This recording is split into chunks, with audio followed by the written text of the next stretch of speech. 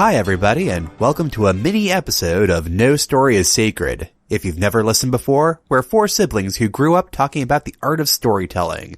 Now that we're adults, we're still talking about it, and we're inviting you to join the conversation. I'm Brendan, and time is a circle.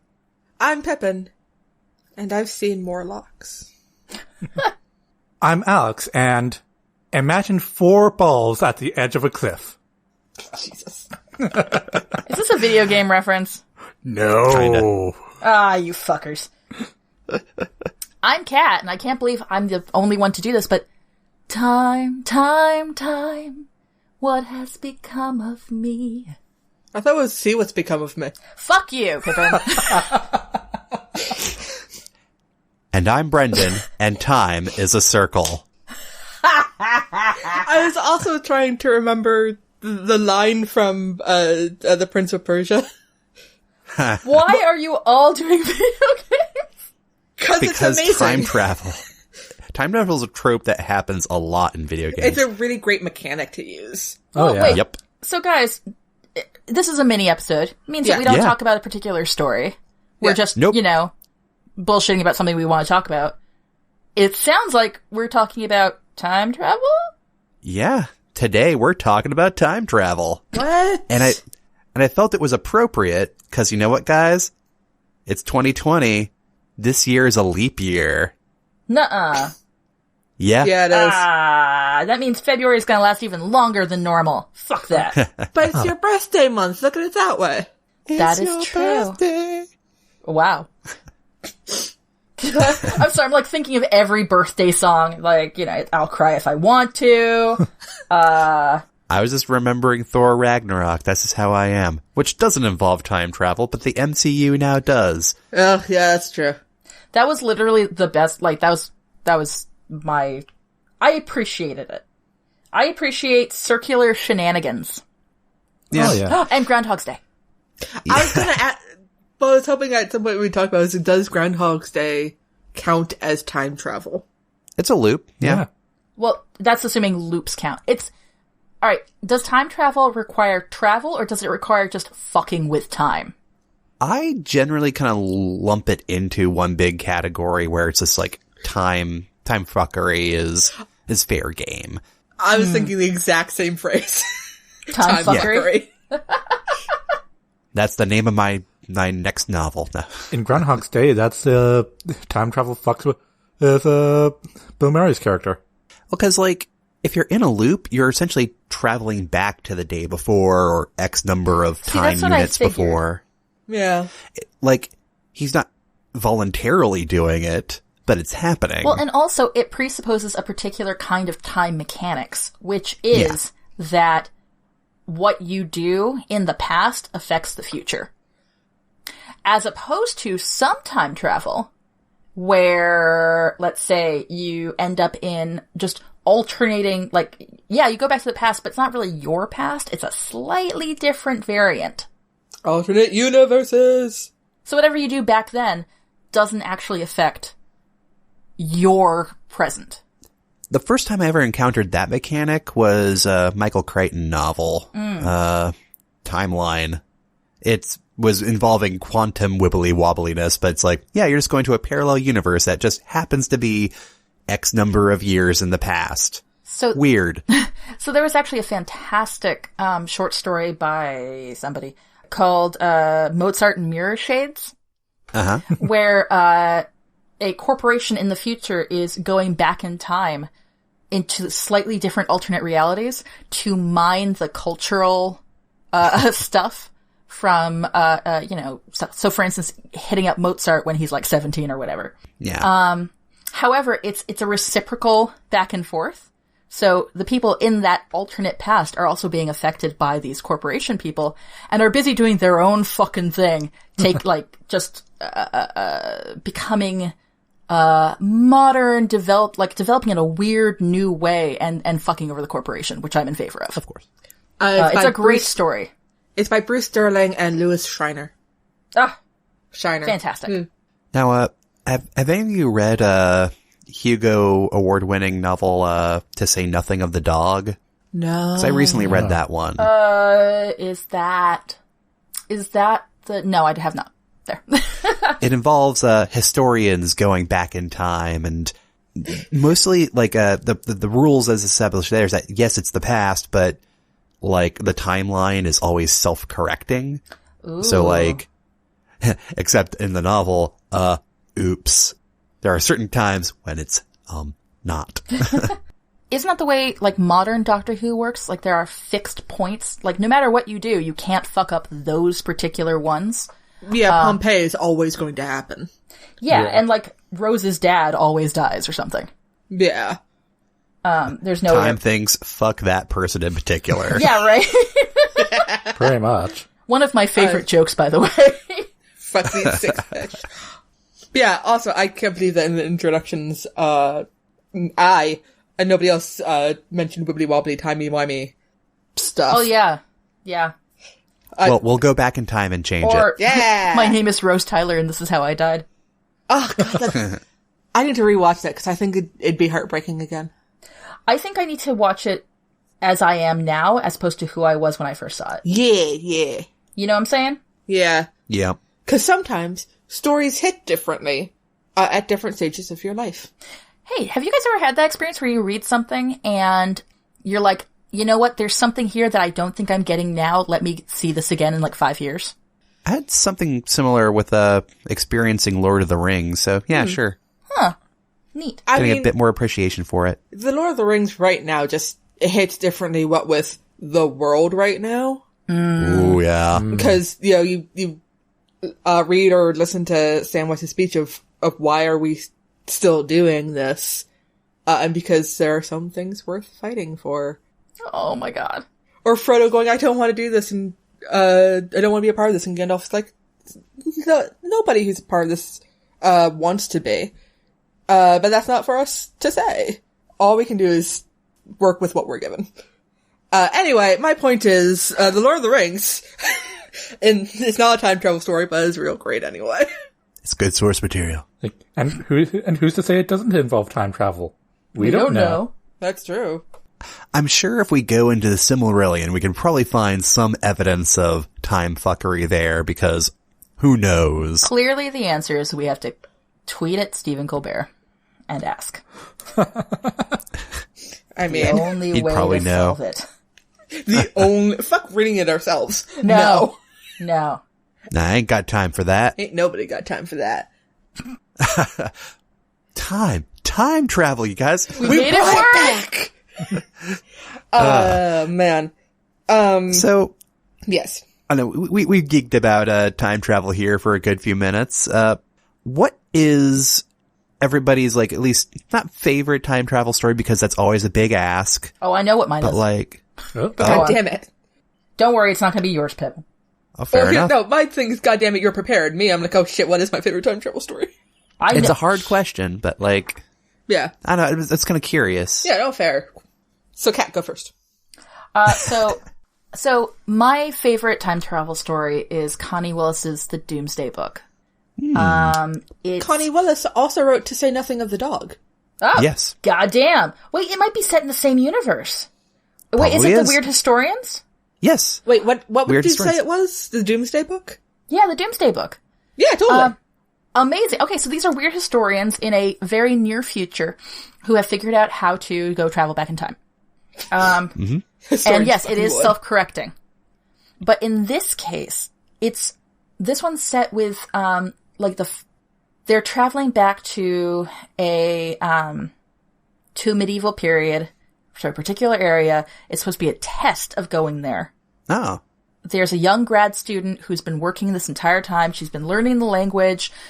She's been doing like all this research, and she's been really into the idea of, you know, getting to be one of those really hotshot grad students, you know?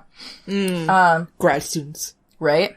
Wait, wait, if any of my grad students are listening to this, I love you. I didn't mean that about you. If any of my grad students are listening, you fucking know what you did. So anyway, so there's some wibbly wobbly timey wimey stuff. She ends up going back in time, and it's this amazing demonstration of how history as we know it is just what was written down, recorded, and is as subject to the folk process as anything else. Nice. So she goes back in time. It's supposed to be a safe area. Mm-hmm. It's supposed to be, she's supposed to know what the language is. It's supposed to be all really well recorded. She shows up and it's not safe. The plague is coming to town. Oh. And she can't do the language, and because it's not, it's some weird amalgam that they just couldn't predict. I mean, they could have if they thought about it, but no, but you still can't because it's people, it's humans, and there's all that. Meanwhile, there's a B plot going on in the present time, which is wild. But basically, it is at the core of it. It's a story. Leaving aside the mechanics, it's a story about the importance of people, even if they bear no importance to history as a whole. It doesn't matter if their lives meant anything to the grand scheme. Every person is still important, just because of who they are. Yeah. Aww. It's a book that makes me cry. It's the only book that makes me cry every time I read it. So, I don't know if you'll get quite as much of a kick out of To Say Nothing of the Dog, but they go back to the Victorian era. I would love to visit the universe again. I had I knew that there were more, but I didn't think about it. No, it's good. It took me a little while to get into it as a reader, but that then when I got in, I'm like, oh, I'm at the end of the book now. How did this happen? Huh. I'm invested now. Another story book in the same universe came out in 2010. So it says Wikipedia. Oh, goddamn. Blackout/All Clear. See, I've only read the one book, and I think it's a Hugo winner and a Nebula winner and a this and a that, because it's fucking amazing. Yeah. Cool. I'm on Wikipedia double checking all these things because of who I am as a person. Legit. Yeah. Anyway, so that's me. You're just extra. So, who wants to go next? Yeah. I'm going to go to video games. Nice. Yeah. And talk about The Legend of Zelda, because of course I am. Oh, yeah. Okay. Yeah, you're you. Yeah. You're you. I mean, yeah. Y'all are all y'all. That's why I was late. Not that I'm ever late. I'm totally on top of things all the time. But that's why I was late, because I was playing Zelda and lost track of the time. Oh my god, Pippin. Nice. I was climbing Death Mountain. Leave me alone. Nice. So in Ocarina of Time, there's a whole entire, who stick the sword in the pedestal, you can go, back 7 years or forward 7 years. And that we have a stable kind of loop kind of thing going. Or at least a paradox, because you learn something from the future and apply it to the past. It's like, oh, that's where that door is. Oh, I do like those. Yep. Well, in this case, it was learning a song that you played from the guy that you played it to, and drove him insane. Yeah. Yeah. You learn it as an adult, because this guy is all like, this song is just stuck in my head for the rest of forever. It's the fucking worst. To listen to the song, it's stuck in my head forever. Some little twerp taught it to me 7 years ago, and you're like, little twerp 7 years ago, huh? So you go back in time and teach him the song he just told you. Thus driving him crazy. Oh, good times. and you're like, that's nice. And but where did the song come from? Ooh. Yeah. A classic time paradox. Yeah. Oh my god, you fuckers. Nice trick. Thank you, the Foley artist. I have a music box. I gave it to him for Christmas. Yeah. Has it driven you mad Nerds. It's true. We're all nerds. What? Except Nerds for on a me. podcast?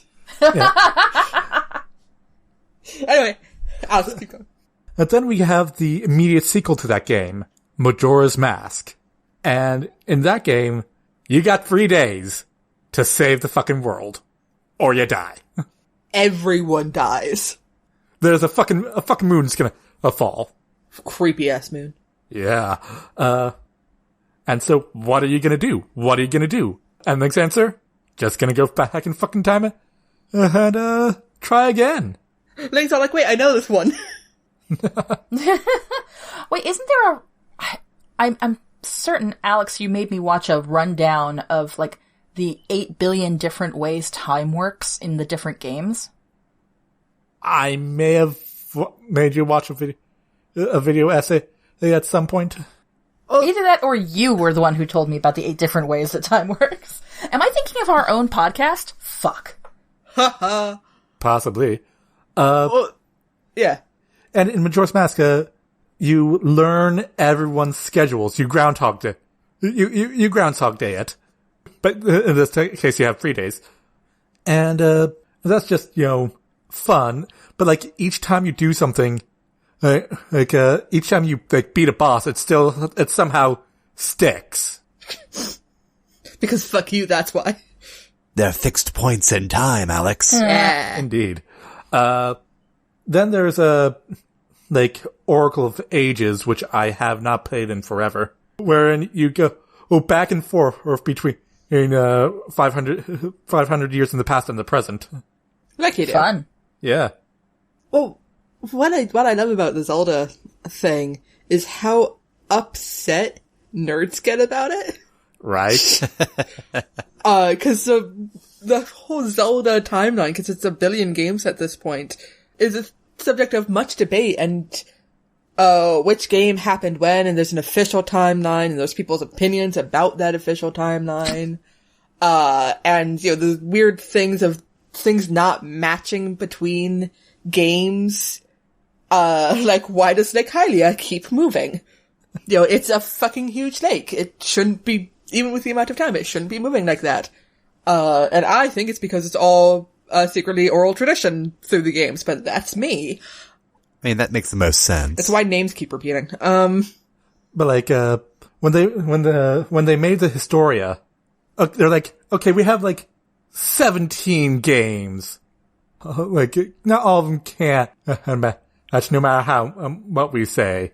And like, timelines. 3 branching timelines, and of one when you're an adult, one when you're a child, all that, and you save the day, and one where you fucking die. I feel like we did talk about this during the Zelda episode. We did, yeah. We did, yeah. It's just really great. No, like legit, no, I was just realizing, no, it wasn't a video essay. I just apparently retained something from the podcast. I'm so Weird. proud of you. Nice. Thank you. It's almost like I listened to you guys or something. Yeah. Almost. Had to happen Sounds eventually. But okay. But actually, Cool. that gets back to the Pippin's theory. What you just said, Pip, about how it's all folklore. That was the issue in Doomsday Book. Yeah. Yeah. So there you go. Tying it in. There you go. For the record, I think my theory would upset Zelda fans, but whatever. Probably. Nerds. Yeah, they're nerds. My theory is clearly the right one. Well, my fear is that the land is magic and is moving itself on purpose. The land is saying "fuck you." Yeah. Well, when magic gets involved, all rules go out the window. It's true. Cool. So, you have anything else, Al? Like, I have like a kind of a jokey joke about how about like going into a random tangent about editors. And they have like editors. They have a number of jobs. They make sure your story is concise. They make sure that your story makes sense. They make sure that your story is approachable to audiences, and they talk you out of writing 8 different timelines. Do they? Yeah. Well, are all the timelines necessary? What if we got it down to just 5? I mean, writing a time travel story is really hard to keep all your data straight. Yeah. It's like, which is harder, writing a time travel story or a mystery story? Ooh. Time travel mystery. Oh no. Yes. Hard mode engaged. Yes. Oh man, I want it so bad. There's the video game.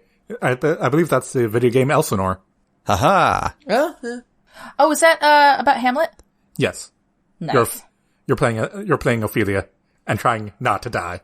Yeah, good luck with that. Sorry, that was kind of Just say it with flowers. That's for remembrance. Cool. Do you want to go or should I? You can go, Pip. Alright, this is tough because there's a lot of good time travel, stories out there. Right? You have some classic ones, some great modern ones. My Forever Boo Star Trek, has some time travel. Some? So, just a little bit. Just a smidgen. A soupçon. A soupçon. But you, what calls to you, Pippin? Yeah, the thing that I've most recently loved that involves time travel, and I believe I've mentioned it before, and if given half the opportunity, I won't shut up about it. Fight me, cat. Is This Is How You Lose the Time War by, I recently finished that, yeah. Yes! Oh, I'm not alone. I have also read it. Yeah, but you didn't get it. Wow. You didn't feel what I felt.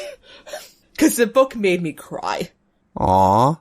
Because, spoilers for This Is How You Lose Time War.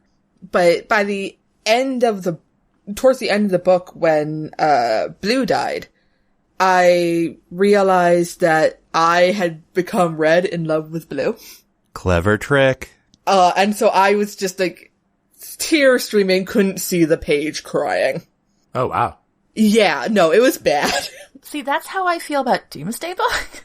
Yeah, no, which is part of what made me, pick this one. But in This Is How You Lose a Time War, there are two agents of two different rival, time factions, I guess. Time gangs. Shit. I was a jet.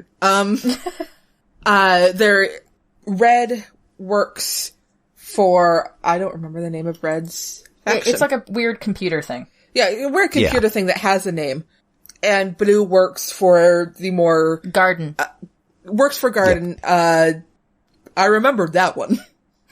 Cause I love Garden. Which is more earth and trees. And they're both fighting, only one of them can exist in the future. And they're both fighting for that future by doing time shenanigans and, spy shit in the past. And they're different timelines. They're basically braiding them together, going up and down the strands. And all of these different lives. And but it's Blue and Red are the best of the best. They are the best at what they do. But they start sending messages to each other, letters. Yes. It's an epistolary novel. So you and your fancy words. I love epistolary novels. It's pretty great. It starts off as them writing to each other and it gets more and more involved. They get involved in each other's past and not just the past of the world.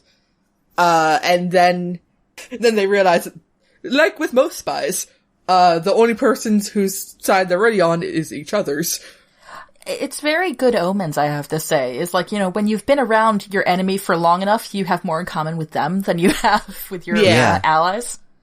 Though, I don't think Crowley or Aziraphale have ever fantasized about what it would be like to rip out the other one's heart. I mean, we don't know. You don't know them, Pippin. I mean, that's fair. Well, because it starts off with them complimenting each other's work, and then complimenting each other, and then, And even at the end, because Red is part of Blue's death, which is part of why I cried, because Red didn't want any of this. But at the end, Blue is still complimenting Red's work. Yep. Super proud. But it's a great novel, and it makes references to modern songs, and then says a song lyric and goes, as the prophets say. Yeah. So, my future's so bright, I gotta wear shades, as the prophets say. And that is the title of my dumb Spotify mix I made for Time War. It's called As the Prophets Say. And it's got songs about, violent love and songs from Steven Universe. Of course. Will you link it in the show notes? Yes. Sure. Woo! Yeah, no, that's a great... That was a good book. It's such a good book. I just remembered that Harry Potter technically has time travel. Not technically, that's the plot of the entire third book. I know. But it's just one book out of the 7. and why it's a freaking terrible idea to give a third grader basically Yeah. Well, 13 is Time not travel. third grade. I know, but But third a year. freshman year in high school, yeah. And it's such a plot contrivance that they all got destroyed in the 5th book. Whoops. Well, because if they existed, then you're like, well, shit, that's how to solve this problem. And that's a lesson in writing yourselves into a corner, ladies and gentlemen. Yep. Or if you're writing a long series that doesn't involve time travel devices and suddenly you think, yeah, I'll throw in a time travel device. Don't. Don't do it. Or if you're planning on doing that, it's the plan all along. And then you put subtle things in your first works that suddenly make sense. I don't know. That would be really difficult and potentially backfire. Counterpoint, Prisoner of Azkaban is the best book of the series. It is. Yeah. Yeah. Man, Yeah. well, wait, That's is what it- made me a fan of that book. Yeah, same. Is it the best book because it has that line from Lupin? You should have known, Peter, that if Voldemort didn't kill you, we would. Like, All of a sudden sunglasses appear from nowhere. Yeah! Anyway. This is not a Harry Potter podcast either. No. Nope. Not by any means. Have we done Harry Potter yet? Nope. Oh, Nope, keep to that in fucking mind. selves. Anyway, so it's just me now, right? Yep. So it's hard to come up with a favorite, right? Yes! I was tempted to joke about the Zyborn clock just so that only me and Al would have a laugh. God damn it. but I'm not going to do that to you because it's a terrible opener. I thought about doing Prince of Persia, not because I love it, but just so Kat would be excluded. oh yeah, fucking Wow. Oh yeah, Princess Well, that's okay, because I almost, I realized after I gave my thing that I actually have yet another really cool favorite one, and I'm like, oh, well, shit, but it's not the one that made me cry, it's just my favorite mechanics one. I think I could, But- and I think I could, like, quote the entire, quote the Princess speech from Prince of Persia, from memory, like. That's what I was trying to remember earlier. But anyway, Brendan still Some needs to do. say time is like a river, flow smooth and sure in one direction, Swung swift and sure in one direction. And but it's actually it's more like an ocean ocean. in a storm. yeah. Which okay, weird analogies, Prince, cool.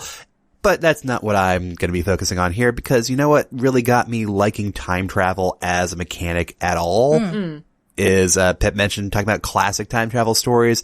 What's more classic than our 1985 or time traveling teenager Marty McFly and Back to the Frickin' Future? Fair.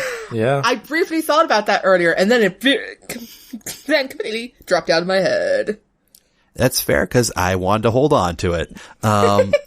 No, like again, from a mechanic standpoint, it doesn't make that much sense because if you affected the past and it was all one timeline, you'd be having immediate changes to your present self. But you know what? Time works on weird delays. Cool. And yeah, it's just the, classic story of a boy traveling back in time and preventing his parents from, not banging. Not bad. yeah. Well, falling in love, Alex. This is PG-13 here. Come on. His dad was a peeper. That's like step one He to was. sexual assault. But anyway. But like, we fixed George by the end of the movie. But like, I don't know, it just has like fun to it. It's what makes time travel fun. That's the flux capacitor. The flux capacitor. Although, is anybody else here remembering John Mulaney's entire bit about? He is this kid, and he's real lazy. And his best friend is, get this, a disgraced nuclear physicist. And they travel back in time, and they stop stop. and they stop the Kennedy assassination. No. Oh, that's a really good idea. We didn't think of that. Well, we thought that he should go back in time and, try to get I forget the rest of it. Yeah, we don't have to rehash John Mulaney bits Well, here. what we can do is link to them in the show notes. Yeah! Exactly. Don't have to. But it's fun. We often do. But I'm not, like, it just, I'll still load it up. Even to this day, it's like, yeah, some of it doesn't, hold up as well as it used to, but it's still like a time traveling car. Mm-hmm. Marty is still cool.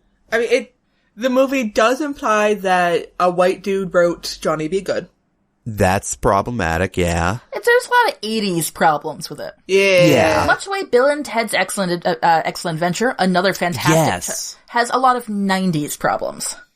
But not as many as you'd think. They started filming Bill and Ted 3. Face the Music, the best and only possible title they could have done for the third movie. Right. I'm so proud of a great title. Yeah, nice. But like, it holds up pretty well. I don't think I'd ever want to attempt trying to do like a modern retelling of Back to the Future. It's just... God, don't put that energy out there. No. Not like, just because of the whole entire weird elements of like, again, white people inventing Johnny Be Good. Come on. I can understand the gag, which is like, Marty plays rock music and helps create rock music, but that's, Problematic. not needed. Yeah. But like, I don't know, just the thought of a time traveling car is fun. And we need fun stories too. We do need fun stories. That, and you guys all claimed like the really good time travel. Come on. Here's the thematic one. Here's a question about Back to the Future. Shoot. What happened to the Marty of that timeline? Of the new timeline? Because our Marty is a poor kid who with a chip on his shoulder. That's part of his character. He's cool. He's got his band, but he's also living in that house in which his dad is bully regularly. He shows up. Yeah, that's weird. And then he comes to this new timeline where he's rich. So is there? But he still remembers being poor. Does he change without his own knowing it? I mean, yeah, because yeah, we see a second Marty there in the alternate in the new timeline who goes back in time, after seeing Doc get shocked by Libyans. Oh, that's true. So that one technically exists at the same time as Marty Prime. So that Marty goes back in time for who knows what happens. He's probably going to end up in timeline C. There's going to be infinite timelines that start sprouting off from this point. The time cops from, that show up in Star Trek Voyager are going to have a real hard time sorting this one out. Oh my God, trouble with tribbles. Oh no! Oh, and its counterpart, Trials and Tribulations. Yeah, that's actually what I meant. But yeah. Trials and Tribulations, very important. So classic. So any number of things could be happening in that second timeline that gets created, like good, or, the rich Marty appears in 1955 in that barn and immediately goes up to the farmers and gets shot. Who knows? That could happen. It's all bets are off. Well, it depends on if you believe in self-corrective time. Oh. I feel bad because there are so many time travel stories that we're like not mentioning. Like none of us even, we like reference, but didn't really talk about Doctor Who. Yeah. True. We've mentioned Star Trek, but we haven't gone into it. We mentioned and Prince of Persia, and that one has has a time has time monsters. Ooh. The time traveler referenced. We didn't Heroes. Heroes. Chrono Trigger. Oh yeah. The time traveler's wife. Yeah. Yeah. Kate and Leopold. Oh yeah, any of those stories where there's here, I'm gonna do a shout out. One of my college professors wrote a book. Her name is Bethany Strider, and the book's name is called something. And but in that one, it was very fascinating. A dude from the past got pulled into the future, taught cool spy shit, and then was sent back in order to affect his timeline. Which is different. Outlander.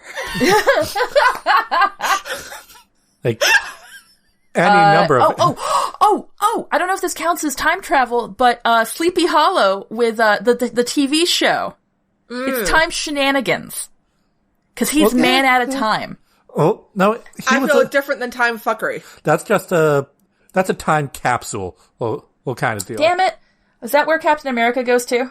Yeah. Yeah. It's a Rip Van Winkle kind of thing. Yeah. But I love them so much. Sure. Like, Ugh, fuck off. Although Cap eventually becomes a time traveler That's true. too. Ah. Yeah. Not Infinity War, Endgame, time travel. Yep. First Avenger, not time travel. Ugh, I guess. And I understood what they were going with the Endgame time travel. They didn't explain it too well at the time, but like as just play with it, it's like, yeah, just separate timelines. That they could have said that. Yeah. Yeah, but they didn't, because why would they bother? But at the same time, you played up for laughs because characters trying to explain time travel to each other, yeah, Always they would hilarious. be confused. You know what I fucking love about the time travel in Endgame? Yeah.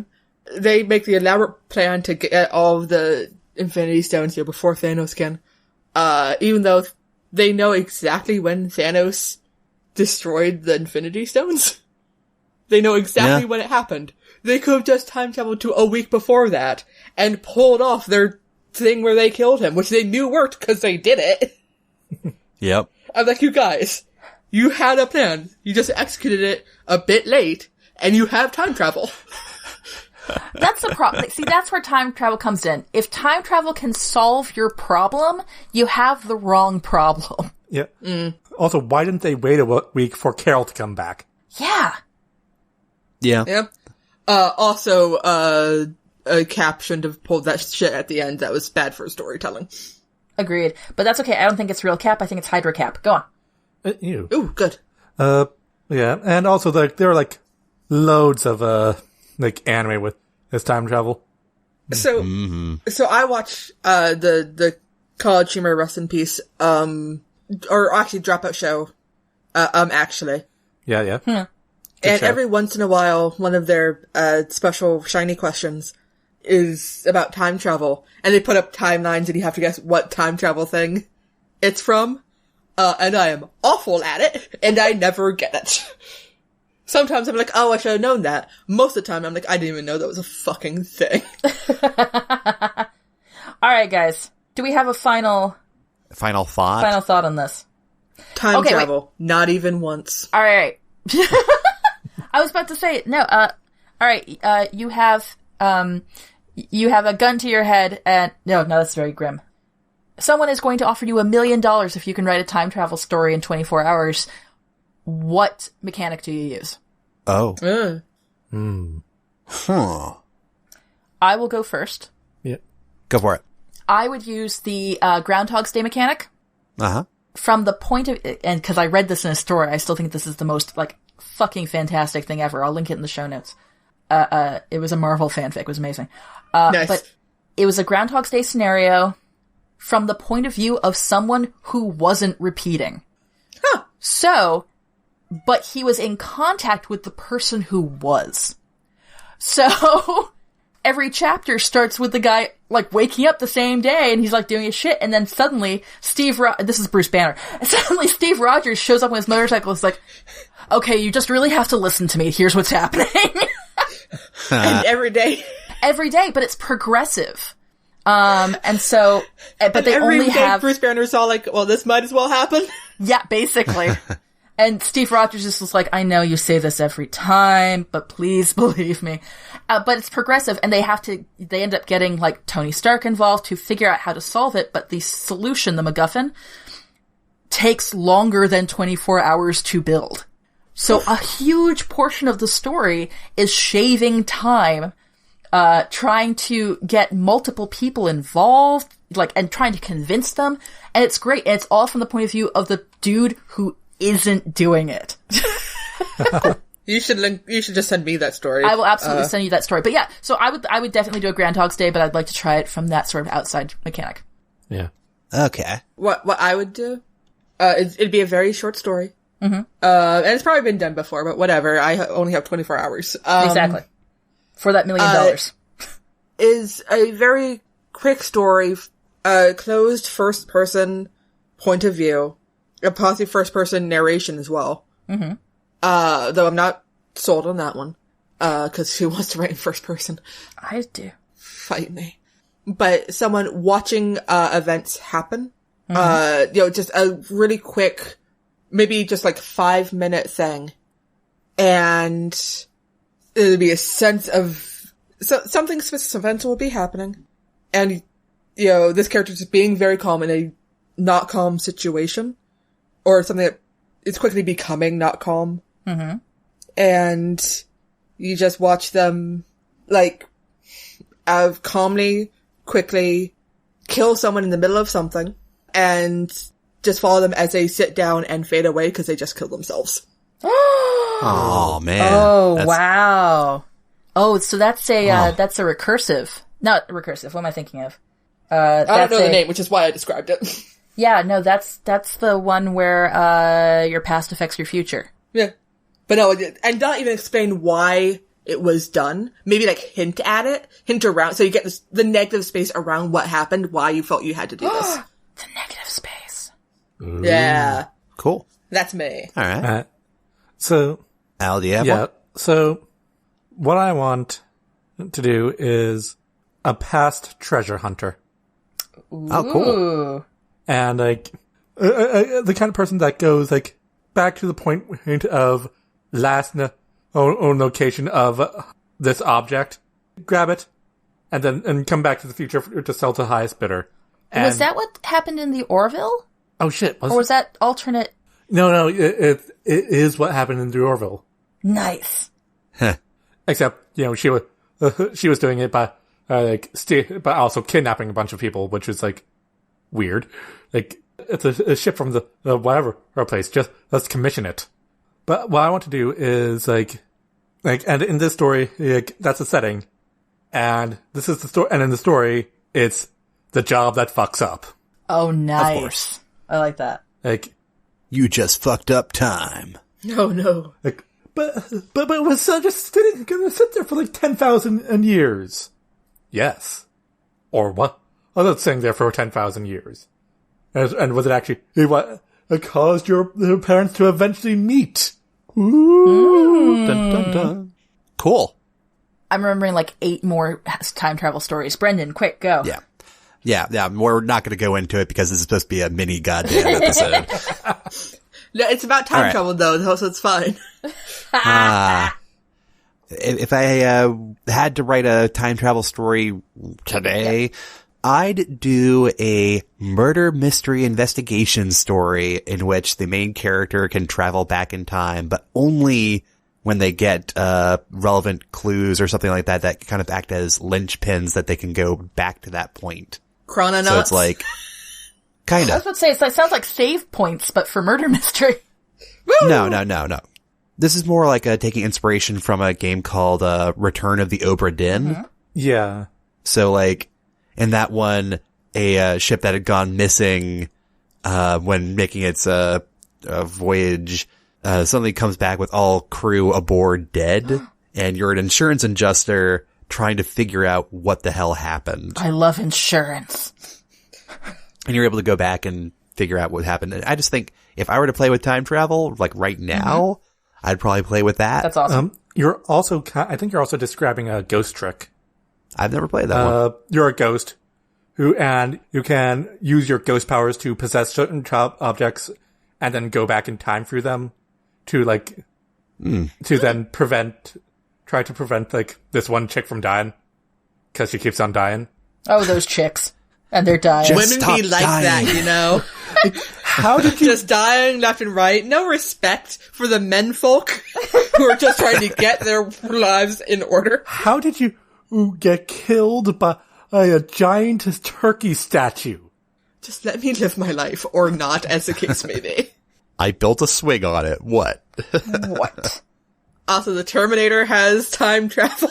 The Adventure Zone balance has time travel. We end this now. What we else are is not time going to keep travel? on going 1634. into. 1630. We're not going to keep 1632. on listing time travel stories. Hard stop. Time stop. Listen, I just don't want people to get really mad at us for going, you didn't mention this thing. Oh, Pippin, that's assuming we have listeners. If we didn't mention your favorite time travel story, just imagine that we said it right now. Yes. And we said it in a different timeline. we did. Yes. Yeah. Nice. Good job. Good cover. There we go. Yep. It's actually compressed in a infinitesimally small amount of time that happened in that little break Jeremy that happened in Bearimy. my speech just then. Oh, Jeremy Bearimy, Yeah. baby. That's where it happened. The eye. It's the In dog. the eye of Jeremy dog Bearimy. of the eye. That broke me. Yeah, so that was time travel, you guys.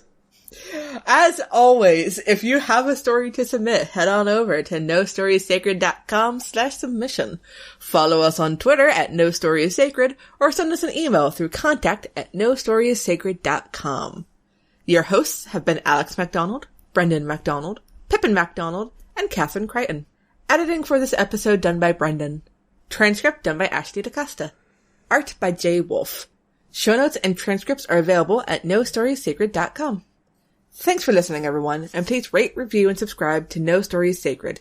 You can also visit our Patreon page to support the show and get neat rewards at patreon.com/nostoriessacred. Until next time, we're No Stories Sacred, and any story can be changed. I'm Pippin. I'm Alex. I'm Kat. I'm Brendan, and time is a circle. God damn it! And we're No Stories Sacred. Sacred. God, I cannot believe you did that to me. I cannot believe you did that. Nothing is sacred.